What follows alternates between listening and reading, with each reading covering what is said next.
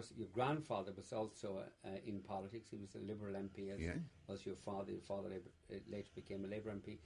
You were telling me before the interview that your grandfather was elected on a Home Rule ticket in the 1890s.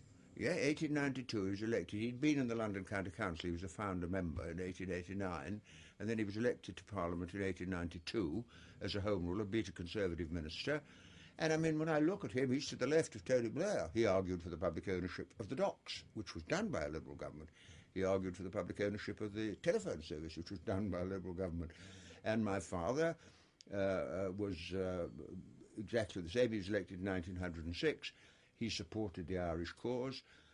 He went over to Ireland at the time of the Black and Tans, supporting the Irish cause. And so, you see, if you take the Irish story, it isn't over yet, but my God, it's different from what it was in 1892. You yourself was not much involved in the Irish question, though you advocated at an early stage that the British government would talk to Sinn Féin, and of course you were opposed to internment, Bloody Sunday, and all of that. Looking back on your support for Sinn Féin at a time when the IRA campaign was active, do you think that was perhaps a mistake and that the British government was right to hold out for a ceasefire before there would be talks with Sinn Féin? Well, if you look at the argument of the ceasefire, first of all they said there's got to be a ceasefire. Then there's got to be a permanent ceasefire. Then there's got to be a decommissioning. Then the publication, the photograph of the decommissioning.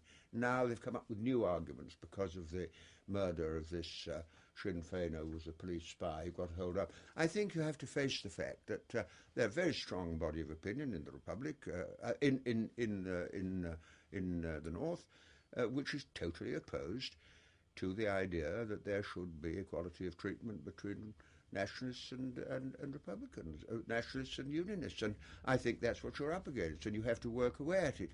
I mean, I am in my heart of hearts a believer in non-violence, but at the same time, if there is no other way forward, you have to ask, what do you do? Mrs. Thatcher said Nelson Mandela was a terrorist. She said it. Was he a terrorist?